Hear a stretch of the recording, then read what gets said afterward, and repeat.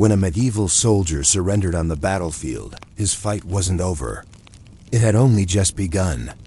Some prisoners walked away richer than before. Others were enslaved, tortured, or executed on the spot, and what decided their fate wasn't honor or mercy, but cold survival and profit.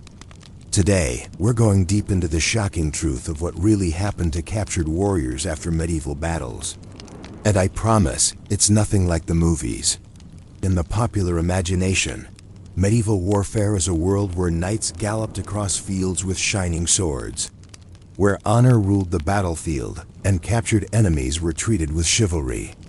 But the real story of medieval prisoners of war is far less romantic, far more inconsistent, and deeply shaped by practical survival. What happened to a captured soldier after the battle could change dramatically depending on time, place, culture, religion, social class, supplies, and even the mood of the victors. Some prisoners were ransomed for vast fortunes, others were marched naked in chains, some were imprisoned for life, and many, far more than later storytellers admit, were simply killed on the field. Understanding what happened to prisoners after medieval battles requires stepping back into a world before the modern concepts of international law, humanitarian treatment, or standardized prisons. It was a world where a soldier's fate was determined not by law, but by negotiation, culture, economics, and the brutal logic of war. To understand this world, imagine yourself standing in the aftermath of a medieval battle. The sounds of clashing swords have faded. Horses whinny, wounded men groan in the grass, ravens circle overhead. The victorious army begins sorting the living from the dead, not to administer medical aid, but to determine which captives are worth money and which are a burden. For while armies today are trained to take prisoners, medieval armies rarely planned for it. They marched without handcuffs, prison wagons, or barracks waiting back at camp. They had no standard rations set aside for captives, and most commanders knew that every additional prisoner was a mouth to feed and a problem to control. Medieval logistics were fragile. Food supplies could be tight even for the army itself. And so the first and most brutal truth is this: many medieval prisoners never made it to camp at all. The idea of sparing defeated soldiers was not a moral obligation. In many cultures, killing prisoners was seen as normal, efficient, even honorable. In the Viking Age, for example, many prisoners taken during coastal raids were killed on the spot, especially if they could not be sold quickly as slaves.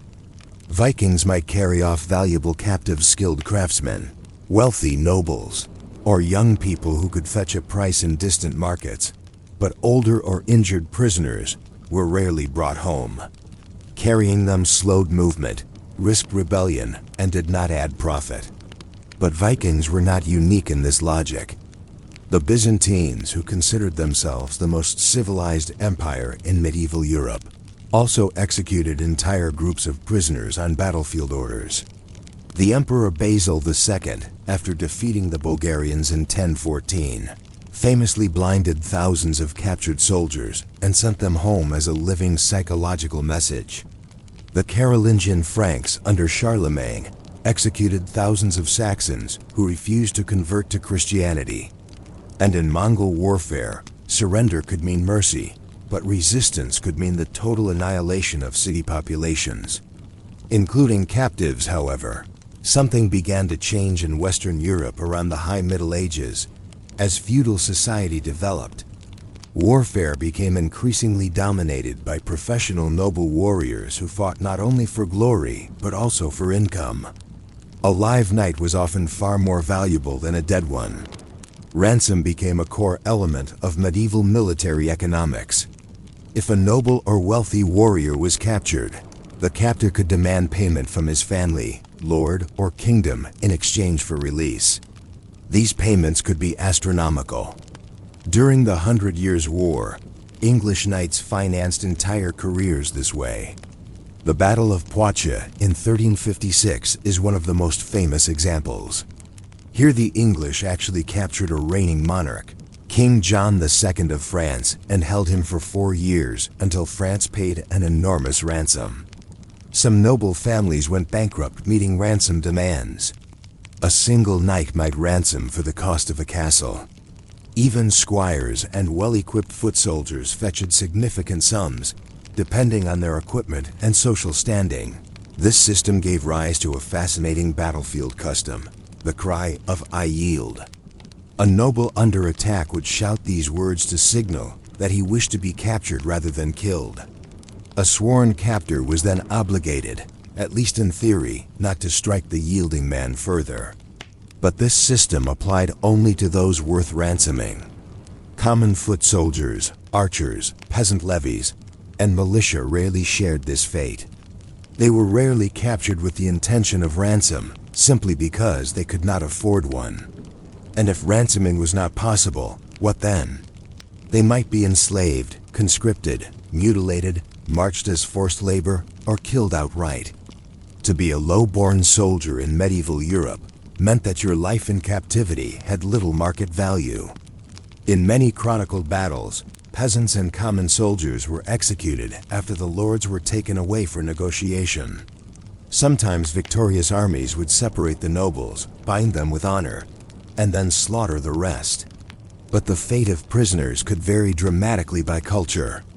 In Islamic warfare, the treatment of prisoners was shaped by religious and legal traditions, derived from early Islamic jurisprudence. Islamic commanders could choose from several options: ransom, release without payment, imprisonment, or execution, usually depending on strategic need. Many prisoners taken in conflicts between Islamic states might be exchanged in organized swaps, especially during the Crusades. Christian crusader states and Muslim powers sometimes arranged formal prisoner exchange locations, where hundreds of captives changed hands. These exchanges reveal something surprising. Even in an era of holy war, medieval enemies often negotiated with one another pragmatically. It was not uncommon for Christian and Muslim commanders to dine together, share interpreters, send physicians to care for one another's wounded, or negotiate temporary truces for the sake of returning the dead. Chivalry, while unevenly applied, did influence some corners of medieval warfare in Mongolia. Prisoners could be drafted as forced labor to build siege engines or dig trenches in front of city walls. Useful work, but often deadly. Prisoners might be used as human shields to absorb arrows. Some chroniclers describe Mongol commanders ordering prisoners to march in the vanguard, absorbing the worst of enemy missile fire before the professional army advanced. In steppe warfare, survival often depended on swift movement, and so only prisoners with immediate strategic value might be kept alive. And yet there were exceptions. Skilled craftsmen, doctors, engineers, astrologers, scribes, and administrative officials captured by Mongol armies might be spared and absorbed into the empire. Many Mongol conquests rapidly rebuilt themselves using the talents of captured people. So how did prisoners actually live once captured and spared? Surprisingly, many were not thrown into dungeons. Medieval prisons, as we imagine them, large, permanent facilities holding long-term inmates, were rare, expensive, and unnecessary. Most prisoners were held temporarily in existing buildings, a castle tower, a monastery room, a storage cellar, or even a guarded tent. Some high-ranking prisoners lived in surprising comfort, almost like house arrest guests. King John II of France, while captive in England, lived in luxury, attended banquets, and was treated more like visiting nobility. Wealthy captives sometimes brought servants, cooks, and even family members with them during imprisonment. They could receive letters, live in furnished apartments, enjoy wine, and sit beside the lord who captured them during feasts. In Western Europe, noble prisoners were protected by a code of conduct. A valuable captive was an investment not to be damaged or mistreated. Lower status prisoners, however, were a different matter. They might be chained, shackled, or crammed into overcrowded fortified cells. Food might be limited to whatever the army could spare: coarse bread, peas, stale beer, or whatever the local countryside provided. Many prisoners were used as laborers. They dug defensive trenches, carried timber, worked mills, cut stone, or served as field servants. They might march with the army in humiliating chains. Death from dysentery, starvation, infection, or exhaustion was common. Medieval warfare rarely paused long enough to maintain the health of prisoners. Diseases swept camps frequently.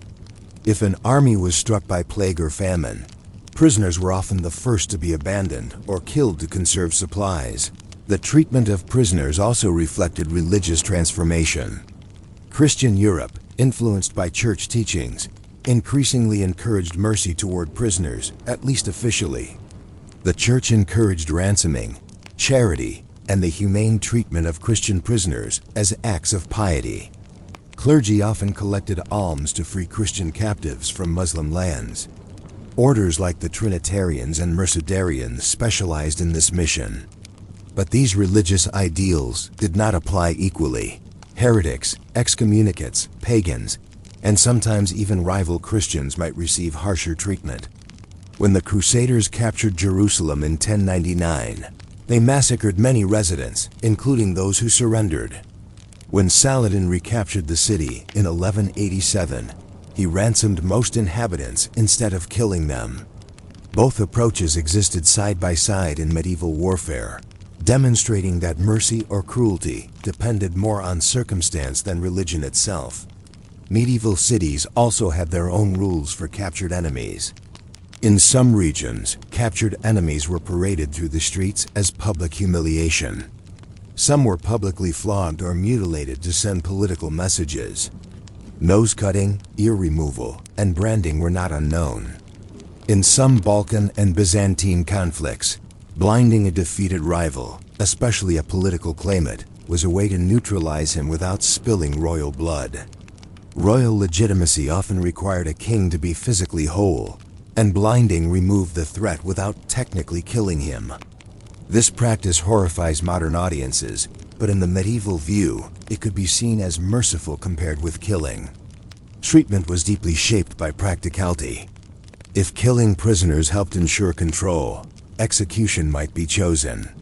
If sparing prisoners helped secure ransom income, mercy might prevail. If prisoners were useful as laborers, they were enslaved. Every medieval commander made decisions based on resources, but how did prisoners themselves cope? Personal accounts, when they survive, reveal the mental and emotional toll. Some prisoners spent years in confinement, unsure if ransom would ever come. Knights wrote poems from captivity. Crusaders wrote letters begging family members to sell land or borrow money to pay their ransom. Some prisoners formed bonds with their captors. Others were traded like livestock. Some were converted to new religions. Others adopted new skills or languages. A few would even return home with deep respect for former enemies. In rare cases, a captured warrior might willingly enter the service of the enemy who captured him, particularly if he had no home left to return to. Medieval Europe was filled with mercenaries who had fought for multiple armies in a single lifetime. The lines between friend and enemy were rarely fixed. In Japan during the medieval Sengoku period, captured samurai might be executed, ransomed, or recruited into the victor's army. Treatment varied depending on political alliances, personal honor, and military need. In some cases, the heads of fallen enemies were taken as trophies, displayed on boards and examined by commanders for recognition. While this sounds brutal, European armies also collected severed heads, banners, armor, or personal tokens as proof of victory. In the Middle East, Mamluk and Ghulam military systems even built elite armies out of enslaved soldiers, captured young and trained for loyalty. These systems turned prisoners into professional warrior classes. Not all medieval captivity was a descent into suffering. Some captives ascended to extraordinary heights. Over time, the European system of ransom helped shift medieval warfare away from the old kill or be killed logic. The more valuable a captive became, the more sense it made to spare him. Knights on the battlefield sometimes guarded prospective captives mid-combat, preventing other soldiers from killing them. But this system struggled during chaotic battles. If a soldier yielded, but another enemy struck him down before the surrender was recognized, the opportunity was lost. Some commanders discouraged ransoming altogether. At the Battle of Agincourt in 1415, Henry V of England, fearful of a French resurgence, ordered the execution of many prisoners after the battle. This shocked chroniclers who believed ransom had become sacrosanct. But Henry's decision re-established a harsh medieval truth.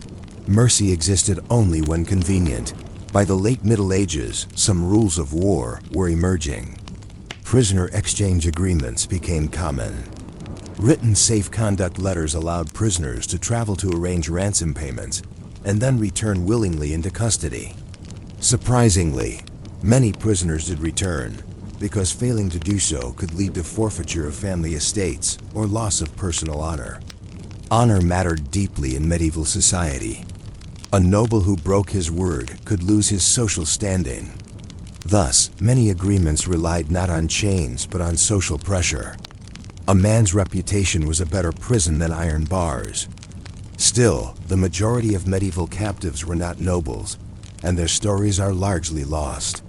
Chronicles written by literate monks and aristocrats emphasize the fate of lords, kings, and knights, not the thousands of ordinary soldiers who died unnamed on the battlefield or in makeshift confinement.